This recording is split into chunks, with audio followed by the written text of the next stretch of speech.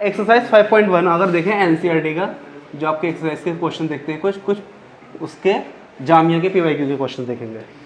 अब देखो, जैसे क्वेश्चन नंबर 2 दिया इन्होंने, write the first 4 term of AP. क्या कह रहा है? क्वेश्चन नंबर 2 है, write first 4 term, write first 4 term. आपको फर्स्ट 4 टर्म फाइंड करा रहा है, किसका? एपी के लिए। When the first term and common difference are given. तो कॉमन डिफरेंस क्या है? वो फर्स्ट टर्म आपको गिवन है। तो देखो फर्स्ट टर्म यानी कि ए का जो वैल्यू क्वेश्चन में गिवन है आपको है 10, और जो डी का वैल्यू दिया गया है वो भी कितना दिया गया है? 10।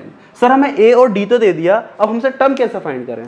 तो देखो टर्म फाइंड करने के लिए जब भी एपी की टर्म फाइंड करनी हो तो एक चीज़ याद रखिएगा, आपको क्या करना है, एपी की जितनी भी टर्म फाइंड करा है, तो जैसे ए की एपी की फर्स्ट टर्म तो हमेशा क्या रहेगी? एपी की फर्स्ट टर्म ए, एपी की हमेशा फर्स्ट टर्म क्या रहेगी? ए। ऊपर देखो दोनों। फिर अब जो सेकेंड टर्म बनेगी इसकी क्या होता है? कॉमन डिफरेंस उसमें ऐड कर देंगे, यानी कि जो भी एक नंबर कॉमन है तो ए प्लस डी, ये सेकेंड टर्म हो गई। फिर ए प्लस 2d, ठीक है। फिर नेक्स्ट टर्म क्या होगी? A plus 3d and so on. इसी तरीके से हम चलते चले आते हैं। अब देखो कि हम हमारी टर्म कौन सी दी है? First, second, third, fourth. अब अगर आप ध्यान दो, ये टर्म जितने नंबर की है उससे एक कम ये नंबर है, यहाँ पे फोर्थ टर्म है तो उससे कम एक है। तो इसी को कंटिन्यू करते हुए जो फॉर्मूला बनता है आपका, इसी से फॉर्मूला बनता है A plus N minus 1 into D, जो किसका होता है? एन से टर्म का, ठीक है। तो आपसे फर्स्ट 4 टर्म निकलवाई गई हैं, तो आप लिखोगे first term of an A P. ऊपर वाले क्वेश्चन का सोल्यूशन देखते हैं। तो देखो फर्स्ट टर्म कितना है आपके पास? 10। तो अब सेकेंड टर्म के लिए क्या करोगे? उसमें 10 ऐड कर दो जो आपको कॉमन डिफरेंस था, तो 10 और 10 20। अब इसमें नेक्स्ट 10 ऐड कर दो, कितना हो गया? 30। अब इसमें नेक्स्ट ऐड कर दो 40, फिर उसमें नेक्स्ट ऐड कर दो 50। तो आपके जो टर्म निकल गई, फर्स्ट 4 टर्म पूछी थी उसने, तो ये तो फर्स्ट 4 टर्म हो गई। बाकी अगर जितनी टर्म चाहो उतनी टर्म आप इसी पैटर्न पे निकाल सकते हो। चलिए एक क्वेश्चन तो कराओ इससे रिलेटेड। चलो देखो अब इसका फिफ्थ क्वेश्चन देखो। फिफ्थ क्वेश्चन क्या दिया गया है? a इट्स इक्वल टू -1.25 और d इट्स इक्वल टू 0.25। ये क्वेश्चंस आपको गिवन है, ठीक है। जिसका फिफ्थ पार्ट है उसमें a दिया गया है और d। देखो हमारा सिंपल रूल क्या है? देखो d भी इसमें माइनस है, d भी माइनस है। हमारा सिंपल रूल क्या है कि हमें क्या करना है? टर्म्स को धीरे बस 1/n करके ऐड करते चले जाना है। देखो जब 1.25 में अब हम ये -0.25 ऐड करें तो पहली फर्स्ट टर्म क्या हो गई? -1.25। सेकेंड टर्म क्या रहेगी? -1.25। और मैं देखो इसको साइड में लिख के दिखा रहा हूँ, -1.25। अब जब 1.25 में माइनस ऐड करोगे, -0.25 ऐड करो तो प्लस माइनस माइनस ही हो जाएगा, और माइनस ऐड करो तो देखो जब भी एडिशन करोगे इस तरह से तो हमेशा डेसिमल के नीचे डेसिमल का नंबर लिखना है। अब बहुत सारे बच्चे क्या करते हैं? गलती कर देंगे सर, यहाँ से 0.25 लिख देंगे और इसको ऐड करने की कोशिश करेंगे, जो कि आंसर हमेशा क्या आएगा? गलत आएगा। तो एक चीज़ याद रखना, डेसिमल के नीचे हमेशा क्या रहना चाहिए? डेसिमल आना चाहिए। तो -0.25। अब देखो जब दोनों तरफ साइन कैसा है? साइन सेम है, तो आप क्या करोगे? दोनों को ऐड हो जाएगा। 5 और 5 10, 2 और 2 4 और 1 5। डेसिमल के नीचे डेसिमल और 1, ये हो गया 1। तो माइनस का कितना हो गया? माइनस का 1.50। तो सेकेंड टर्म हो जाएगी -1.50।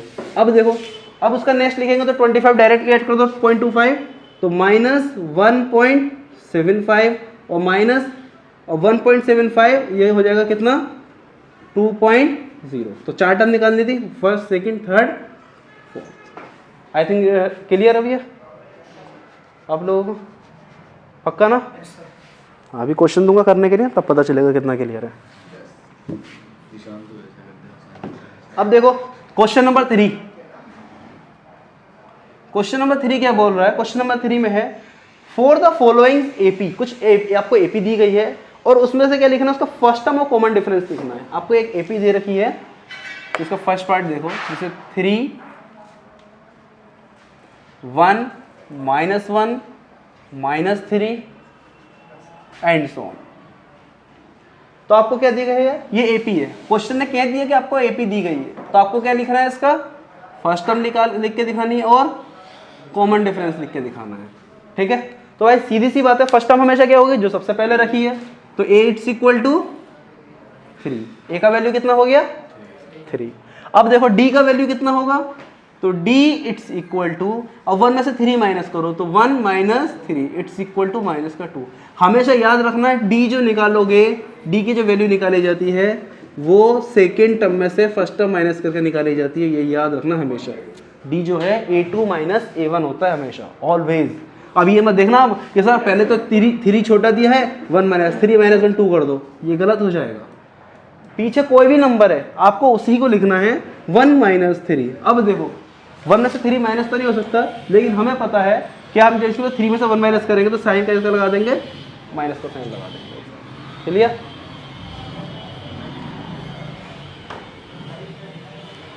तो इसका एक क्वेश्चन को कराने की जरूरत है, थर्ड क्वेश्चन थर्ड का एक और कराने की जरूरत है। ये तो देख के सीधा सीधा लिखना है, इसमें इतनी जरूरत नहीं है। अब आते हैं क्वेश्चन नंबर किस पे, 4 में। क्वेश्चन नंबर 4 क्या बोल रहा है, which of the following are AP। अब ये कह रहा है कौन सी AP है कौन सी AP नहीं है, आपको पहचान करो AP का। AP की पहचान करनी है आपको, AP की क्या करनी है, पहचान करनी है AP की। कैसे पहचानेंगे, तो देखो AP की पहचान करने के लिए फर्स्ट पार्ट जिसका दिया है, जिसमें 2 4 8 16 एंड सो ऑन। तो देखो कम से कम अब आप क्या करोगे, अच्छा क्या होना चाहिए, अगर कोई भी सीरीज आपको दी है तो AP के लिए क्या पहचान होती होगी, AP के लिए क्या पहचान होगी, अब बताएं। हाँ, उनके अंदर डिफरेंस क्या होगा, सारे टर्म्स में सेम होगा। तो जब डिफरेंस सेम होगा तो आप देखो 4 में से 2 माइनस करा तो 2, 8 में से 4 माइनस करा कितना 4, तो क्या दोनों तरफ डिफरेंस सेम है, तो ये हमारा AP नहीं। ये तो डायरेक्ट करने का तरीका हो गया। अब फिर भी आपको एग्जाम में कैसे करके दिखाना है, अगर इनकेस आप सब्जेक्टिव कर रहे हो तो ऑब्जेक्टिव का तरीका तो डायरेक्ट है, सब्जेक्टिव में करना है तो आप पूरे लिखोगे A2 minus A1 it's equal to 2, फिर A3 माइनस A2, अब इसमें से इसे माइनस कर रहे हो तो ये कौन सा A3, ये A2, तो A3 minus A2 it's equal to 4। तो अब देखोगे कि A2 माइनस A1 जो है वो इक्वल नहीं है A3 माइनस A2 के, और जब इक्वल नहीं है तो कॉमन डिफरेंस इक्वल नहीं, तो आप लिख दोगे since it is not an AP, ये एक अर्थमेटिक प्रोग्रेशन नहीं है, ये सीरीज जो है ये अर्थमेटिक प्रोग्रेशन नहीं है। क्लियर। तो अब देखो अगर ये दोनों इक्वल हो जाता तो इसका, तो हमें D कर और बार बार याद रखना। देखो मैंने D लिखा, अब D किसी भी सीरीज के अंदर आपको कम से चेक करना है A2 minus A1, A3 minus A2, A4 minus A3, तो हमेशा कुछ भी निकालो D हमेशा क्या रहेगा, जस्ट उसकी बाद वाले टर्म से पहली टर्म, जस्ट बाद वाले टर्म से पहली टर्म माइनस कर दो तो हर जगह वो क्या निकलता है, D की वैल्यू निकल के आती है। ठीक है, तो D निकालने के लिए जरूरी है फर्स्ट और सेकंड टर्म आपको पता हो, बाद कहीं की भी दो कंसेक्यूटिव टर्म्स अगर आपके पास है, कंसेक्यूटिव टर्म यानी कि लगातार टर्म, तो उसके जो बाद वाली टर्म है उससे पहले वाले टर्म को माइनस कर दोगे तो आपको क्या निकल जाएगा, D निकल के आ जाएगा। क्लियर। चलो अब एक क्वेश्चन देखते हैं 6, 0.2 0.222 एंड सो ऑन। क्या ये AP है, क्या ये AP है? तो आप देखोगे इसमें से इसे माइनस करो आप, तो आप माइनस करोगे तो देखो तरीका वही है 0.22 और 0.2, तो माइनस करा तो 2 के नीचे कुछ नंबर नहीं है, तो हमेशा किसी के नीचे कोई नंबर नहीं, तो मान लो क्या है 0, 2 में से 0 गया 2, 2 में से 2 गया तो क्या बचा 0। ठीक है, तो 0.2। अब देखो सेकंड वाले में तो 0.222 कितना माइनस करना, 0.22। अब इसमें से इसको माइनस करना है, पहले क्या किए थे हम, इसमें से इसे माइनस किए थे, अब इसमें से इसे करना है, मैंने बताया ना जस्ट बाद वाले टर्म से। तो अब देखो इसके अपॉन में कोई नंबर है नहीं, तो 2 के अपॉन में 2 सॉरी देखो यहाँ पे कितना आ गया 2, और 2 में से 2 माइनस किया 0, तो अब 0.002 और यहाँ पे 0.02, तो क्या ये डी और ये डी दोनों वैल्यू सेम है? ये दोनों वैल्यू सेम है?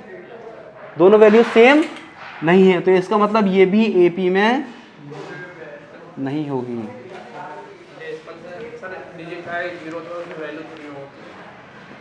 डिजिट के आगे जीरो की वैल्यू नहीं है, लेकिन डेसिमल के आगे लगा हुआ है ना, वो पहले डेसिमल है। देखो अगर 2 है, इसके आगे कितनी जीरो लगा दूं कोई वैल्यू नहीं है, लेकिन अगर मैंने इसके बीच में कहीं डेसिमल डाल दिया तो उसकी वैल्यू है। ठीक है, क्लियर? चलो करो इसको नोट। चलो इधर देखो, अब हम क्या करने वाले हैं, नेक्स्ट एक्सरसाइज 5.2 जो एनसीईआरटी की है उसके क्वेश्चन देखो कुछ। अब देखो कुछ स्पेसिफिक क्वेश्चन ज़्यादा इंपॉर्टेंट रहते हैं इसमें, जिसे अगर आपसे पूछ ले विच टर्म इज, जिसे एक तो टर्म फाइंड करा ले, क्या क्वेश्चन आपसे पूछ ले टर्म बताओ, पूछ ले निगेटिव टर्म कौन सी है। ठीक है, इस टाइप के जो क्वेश्चन होते हैं वो थोड़ा सा ज़्यादा उन पर फोकस रखना।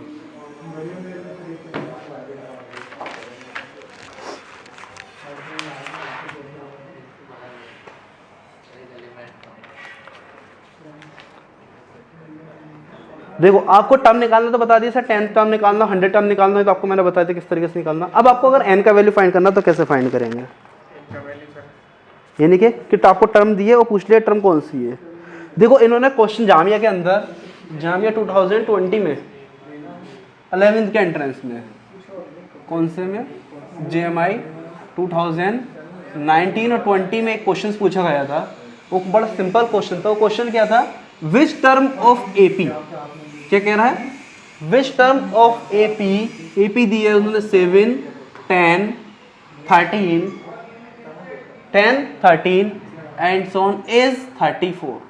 AP की कौन सी टर्म 34 है, यानी कि आपसे क्या फाइंड कराना कह रहा है, कौन सी टर्म, यानी कि आपसे क्या पूछ रहा है वो, n पूछ रहा है, यानी कि टर्म बताएं, उस टर्म का नंबर बताएं। तो आपसे क्या कह रहा है वो, n फाइंड कराने कह रहा है। a का वैल्यू कितना है, 7 है। अब कॉमन डिफरेंस आपको क्या होता था, सेकेंड टर्म और फर्स्ट टर्म माइनस कर दो, तो 10 - 7 इट्स इक्वल टू 3। बहुत आसान क्वेश्चन था ये। अब देखो आप क्या करोगे, an, और आपको अगर आप ध्यान दें तो उन्होंने कहा इस 34, उसकी जो टर्म है 34 कौन सी टर्म है, तो अब जो 34 उसने कहा यानी कि an, तो an किसके इक्वल है, 34 के इक्वल है। तो आप क्या करोगे, वापस an का फॉर्मूला रखोगे, an it's equal to a plus n - 1 into d. ठीक है, अब जो जो वैल्यूज आपको गिवन है, जो जो वैल्यूज आपने सीरीज से ली हैं, उन वैल्यूज को उठाओगे और इस फॉर्मूले के अंदर सीधे डायरेक्टली पुट कर दोगे। an कितना, 34 रख दिया, a का वैल्यू कितना है, 7 प्लस n - 1, n क्या करना है, हमें फाइंड करना है, तो n एज इट इज छोड़ देंगे -1, और d कितना है, 3। ठीक है, अब क्या करोगे, 34 और 7, तो 7 इधर प्लस का इधर लेकर आओ, 34 - 7 it's equal to n - 1 into 3। 34 में 7 माइनस की कितने बचे, 27, कितना बचा, 27, और यहाँ पे n - 1 और इंटू 3। अब देखो 3 जो है n - 1 के साथ काय में है, मल्टीप्लाई के अंदर है, तो इसको क्या कर देगा, तो 3 1 = 3 और 3 9 = 27 डायरेक्टली हम कट कर सकते हैं। क्यों, क्योंकि साथ ये 3 जो था पूरे इस टर्म के साथ, पूरी टर्म के साथ मल्टीप्लाई में था, और जब टर्म मल्टीप्लाई हो तो आपस में एक दूसरे को क्या कर सकती हैं, न्यूमरेटर से न्यूमरेटर को हम डिवाइड कर सकते हैं। तो कितना बचा, n it's equal to n - 1। अब देखो n - 1, तो n इट्स इक्वल टू 9 और -1 था, इधर आगे कैसे हो जाएगा प्लस, तो n इट्स इक्वल टू कितना हो गया आपके पास, 10। ठीक है, अगला क्वेश्चन, एक क्वेश्चन और जामिया में पूछा गया था कि निगेटिव टर्म बताएं। देखो वो क्वेश्चन था